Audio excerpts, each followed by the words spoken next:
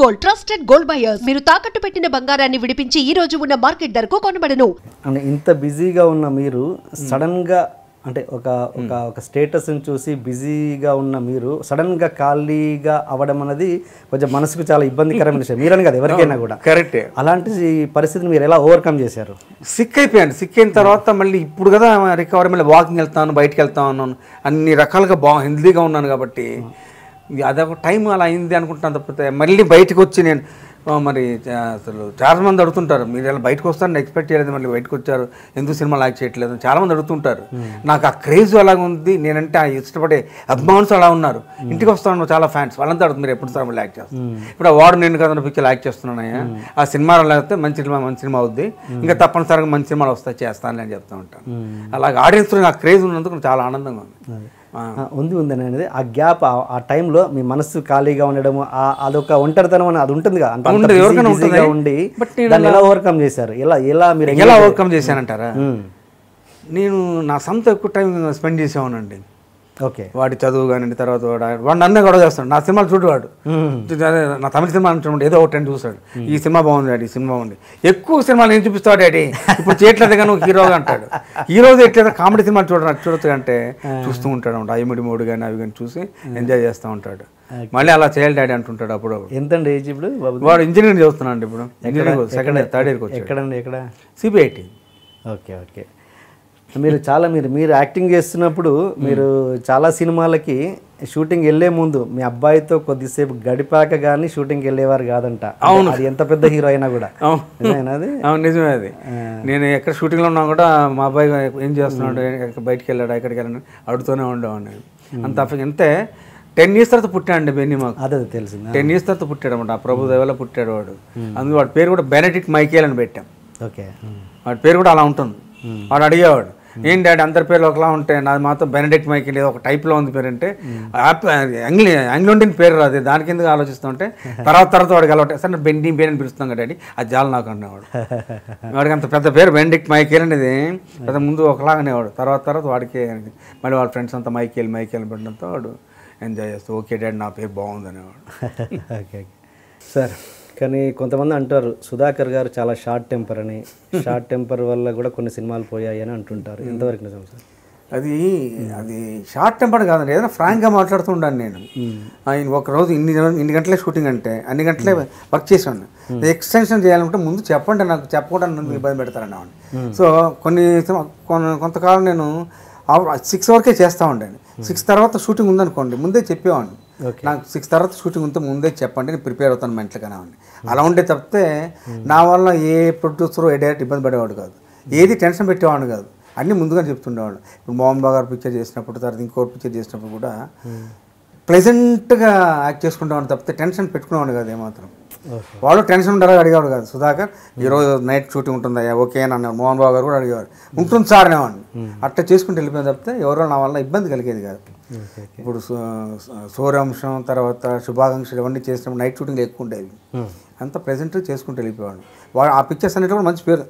నాకు ముఖ్యంగా భీమినేని శ్రీనివాసరావు గారి పిక్చర్స్ ఎక్కువ పేరు వచ్చింది. నెంబర్ ఆఫ్ మూవీస్ చేశాను. భీమినేని శ్రీనివాసరావు గారి పిక్చర్ అంటే కంపల్సరీ ఉండేవాడిని. అదే సూపర్ గుడ్ ఫిల్మ్స్ అండి. అవును తెలుసు. సూపర్ గుడ్ ఫిల్మ్స్ అంటే కంపల్సరీ నేను ఉండేవాడిని అనమాట. అవును. కానీ ఇప్పుడున్న పరిస్థితుల్లో అసలు కొంతమంది క్యారెక్టర్ ఆర్టిస్టులు, కమెడియన్స్ గంటల చొప్పున చేస్తున్నారు కదా. మీరు అంత బిజీగా ఉన్నప్పుడు కూడా ఎప్పుడు నాకు తెలిసి గంటల లెక్కన చేయనట్టున్నారు. చేసేవాడు. మరి ఎందుకు మీరు క్యాష్ చేసుకోలేదు? అంటే క్యాష్ అంటే డబ్బే సంపాదించాలనే ఇంటెన్షన్ నాకు ఉండేది కాదు. చేస్తే మంచి పిక్చర్స్ అని కూడా మంచి పేరు రావాలి, సినిమా చూసి జనమంతా ఎంజాయ్ చేసేవాళ్ళన్న పాయింట్ ఆఫ్ ఉండేవాళ్ళు తప్పితే ఎక్కువ సినిమాలు చేస్తే ఎక్కువ డబ్బు సంపాదించేద్దామన్న థాట్ ఎక్కువ ఉండేది కాదు. అంత ఇంటెన్షన్ అమౌంట్ మీద ఉండేది కాదు. ఓకే. వచ్చిన క్యారెక్టర్కి న్యాయం చేకూర్చి 10 మందిలో ఒక క్యారెక్టర్ క్లిక్ అయ్యి జనం చూసి ఎంజాయ్ చేయాలనే థాట్ ఉండాలి తప్పితే మీరు ఇంటెన్షన్ ఉండేది కాదు. ఒక డెడికేషన్లో చేసేవాడు క్యారెక్టర్. ఓకే. ఓకే. ముత్యాల సుబ్బయ్య గారు ఉండేవారు, సుధాకర్ నీలో ఒక ఆంజనేయులాగా అయ్యాను, ఆ శక్తి ఉంది నేను ఇంకా చేయాలి అనేవాడు. నేను ఈ క్యారెక్టర్ ఇంతే సరిపోద్ది డైరెక్టర్ గారు అంటున్నాను నేను. ఎలాగా మీకు మీరు చేసిన వాళ్ళు నచ్చిన డైరెక్టర్ ఎవరు సార్? అంటే నచ్చిన అంటే ఓకే మీకు కంఫర్ట్. రవిరాజా పినిశెట్టి, ముత్యాల సుబ్బయ్య గారు, ముప్పలనేని శివ, బి గోపాల్ గారు, భీమినేని శ్రీనివాసరావు, వీళ్ళందరూ మధ్య నచ్చిన డైరెక్టర్సే. ఒకరు కాదని చెప్పడానికి లేదండి, ప్రతి ఒక్కరు నన్ను ఎంజాయ్ చేసేవాళ్ళు.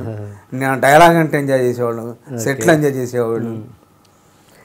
ఇప్పుడు మీరు రీఎంట్రీ ఇవ్వాలనుకుంటే ఓకే చిన్న ఒక సినిమా చేశారు ఎలాగో, మళ్ళీ రీఎంట్రీ ఇవ్వాలనుకుంటే కదా మీ మనసులో ఉన్న ఫలానా హీరోతో చేస్తే బాగుంటుంది నా రీఎంట్రీ, లేదంటే ఫలానా డైరెక్టర్తో సినిమాలో వెళ్తే బాగుంటుందని ఎవరైనా ఉన్నారా మీ మనసులో? ఇప్పుడు నేను ఇంతకుముందు వెంకటేష్ గారితో యాక్ట్ చేశాను, తర్వాత నాగార్జున గారితో యాక్ట్ చేశాను, బాలకృష్ణతో యాక్ట్ చేశాను నెంబర్ ఆఫ్ మూవీస్, తర్వాత చిరంజీవి గారితో ఎక్కువ సినిమాలు యాక్ట్ చేశాను. అందరు హీరోస్తో యాక్ట్ చేశాను అంటే నేను. అదొకే ఇప్పుడు రీఎంట్రీ కోసము ఫలానా హీరోతో వెళ్తే నాది ఎంట్రీ బాగుంటుంది, లేదా ఫలానా డైరెక్టర్ సినిమాలో వెళ్తే బాగుంటుంది అని ఏదైనా మీ మనసులో కోరిక ఉండి ఉంటుందిగా. మళ్ళీ వెంకటేష్ గారితో చేస్తే బాగుంటుంది అనిపిస్తుంది. ఎందుకంటే ఆయన ప్రతి షాట్ అయిన వెంటనే ఏం సుధాకర్ ఎలా ఉంది, నెక్స్ట్ ఏంటి సాయంకాలం ఏం చేస్తున్నావు సుధాకర్, వంట ఏమన్నా బయటకు వెళ్తున్నావా, హోటల్కి వెళ్తున్నావా అని అడుగుతుండేవాళ్ళు ఆయన. వెంకటేష్తో చాలా సరదాగా ఉండేది నాకు. చిరంజీవి గారితో తెలియని విషయం, నా ఫ్రెండ్ ఆయన. చిరంజీవి గారు మరి 150 సినిమాలు మీరు ఉంటే బాగుంటుందిగా. దాంతో సరైన క్యారెక్టర్ ఉందనుకోండి డెఫినెట్గా ఆయనే పిలుస్తారు, సమస్య లేదు. అవునా? నేను హాస్పిటల్లో ఉన్నప్పుడు మరి చిరంజీవి గారు ఫ్యామిలీతో వచ్చి చూసి వెళ్ళారంట. నేను కోమాలో నాకు తర్వాత చెప్పారు. Okay okay okay. తర్వాత అలా జరిగింది అది. తర్వాత కోటి గారు వచ్చారంట, జగపతి బాబు వచ్చారంట, తనికెళ్ళ భరణి గారు వచ్చారంట. వీళ్ళందరూ వచ్చారంట హాస్పిటల్లో ఉన్నప్పుడు. తొందరగా కోలుకుంటాడు సుధాకర్, ఏం ప్రాబ్లం లేదండి, మళ్ళీ కోలుకొని మళ్ళీ యాక్ట్ కూడా చేస్తారని అనేవాళ్ళు అంట వాళ్ళు. మరి వాళ్ళందరూ ఆశీర్వాదం వల్ల మళ్ళీ ఒక పిక్చర్ యాక్ట్ చేయగలిగాను నేను. ఆ సినిమా తర్వాత మళ్ళీ సినిమాలు వచ్చాయంటే తప్పనిసరిగా చేస్తాను. మరి మంచి క్యారెక్టర్ వచ్చిందనుకోండి, నువ్వే చేయాలని లాగా ఎవరిని వచ్చారనుకుంటే తప్పనిసరిగా చేస్తాను, సమస్య. తర్వాత కోలుకున్నాక కలిసారా చిరంజీవి గారు మిమ్మల్ని? కోలుకున్నాక ఒకసారి కలిసాను చిరంజీవి. ఆఫీస్కి రమ్మన్నారు, ఆఫీస్కి వెళ్ళి కలిసి కూర్చొని మాట్లాడాను. మా బాబు సీట్ కోసం వెళ్ళాను అనమాట. సేమ్ ప్రాబ్లమ్ సుధాకర్ నేను ఇప్పిస్తాను సీట్ అన్నట్టు. మరి ఈ లోపల సిబిఐటీలోనే చేస్తానని మా అబ్బాయి, సార్ సిబిఐటీలో వచ్చింది. Okay okay. ఒకవేళ డైరెక్టర్ అనుకుంటే ఏ డైరెక్టర్తో వెళ్దామని? సపోజ్ త్రివిక్రమ్ గారు అన్నారు, పూరి మరి పిక్చర్ అది ప్రేమకథా చిత్రం, మారుతి అది చూసాను. చూసిన తర్వాత డైరెక్ట్ బాగా చేశాడు పిక్చర్. ఇలాంటి పిక్చర్ ఇలాగా క్యారెక్టర్ మోల్డ్ చేసే డైరెక్టర్ చేస్తే బాగుంటుంది అనిపించింది నాకు. ఓకే. మరి 30 వాళ్ళందరి సినిమాలు చేశాను, కానీ ఇప్పుడు చేసేవాళ్ళు మరి అతను బాగుంది తీసిన విధానం, కానీ తన భలే భలే మాగాడు అని వాదించాడు, చేస్తుంది బాగుంటుంది అనిపిస్తుంది. ఇప్పుడు ఎలా ఉంది సార్ మీ ఫైనాన్షియల్ స్టేటస్? నాకేం ప్రాబ్లం లేదు, I'm happy, no problem. Very happy. మీ career very long career sir. ఎంతోమంది మీ కళ్ళ ముందే స్టార్డమ్ చూశారు, అంతే ఇదిగా పతనం అయిపోయిన వాళ్ళు మీ కళ్ళ ముందు ఎంతోమందిని చూశారు. అవునవును. వాళ్ళని చూస్తుంటే మీకు ఏమనిపిస్తుంది? ఇప్పుడున్న జనరేషన్కి మీరు ఇవ్వగలిగే సజెషన్ ఏంటి? ఇప్పుడు వచ్చే జనరేషన్ చెప్పే సలహా ఏంటంటే డెడికేషన్ ఉండాలి క్యారెక్టర్ మీద. ఏ క్యారెక్టర్ చేస్తున్నా దాన్ని అవగాహన చేసుకొని ఇన్వాల్వ్ అవ్వాలి క్యారెక్టర్. అక్కడ స్పాట్లో ఇంప్రూవ్ చేయగలిగే శక్తి కూడా ఉండాలి. అది లేకపోతే ఇంప్రూవ్ చేసే శక్తి లేదనుకోండి లాంగ్ స్టాండింగ్ ఉండదు. మరి నాకు ఇంతకాలం లాంగ్ స్టాండింగ్ ఉంటే జనం ఇంత లైక్ చేశారంటే మరి నేను అంత ఇదిగా కాన్సన్ట్రేట్ చేసేవాడిని క్యారెక్టర్స్. ఓకే.